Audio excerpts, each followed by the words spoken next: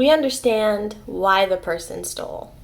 And we are able to see how they got to that point, and we are, because of our empathy and that oxytocin and all of these emotional synapses that are firing, that reaction we have in our hearts, in our heads, we're able to kind of see why someone would do that. And that creates that grayscale that a lot of these philosophers from back in the day didn't really bring to the table. Patricia Churchland goes on to kind of talk about also how our social behaviors are different, and how those definitely bring about an area of gray to how we react to situations, and that whole, this is right, this is wrong, and those who don't follow that are also wrong or should be punished, or anywhere in between there.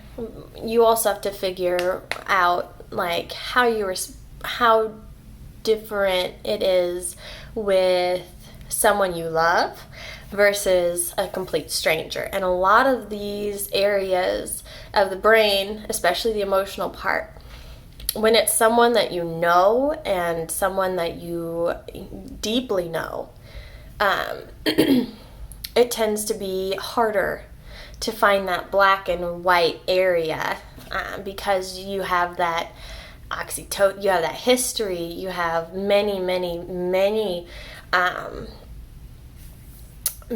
different webs, social webs, and networks between each person. And so when it comes to things like stealing, yes, if it's someone we know and love, obviously we'd probably give them something. But if they were to commit a crime or to do something that is wrong, like how these other philosophers put it, it tends to just all one slate of gray. We don't want anything to happen to them because they're family or they're friends or they're people we know, but we also know they did something wrong.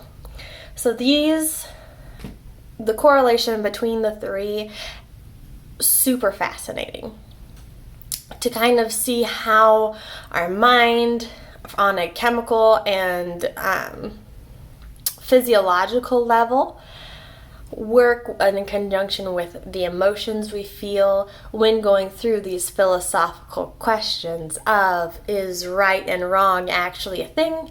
Is there a universal code of ethics that we all agree upon? And like how everyone reacts differently to these situations, and how a big part of that just is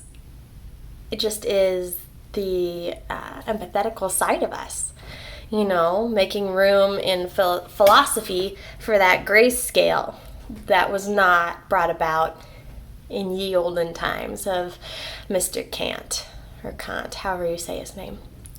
But I hope you found this as interesting as I did.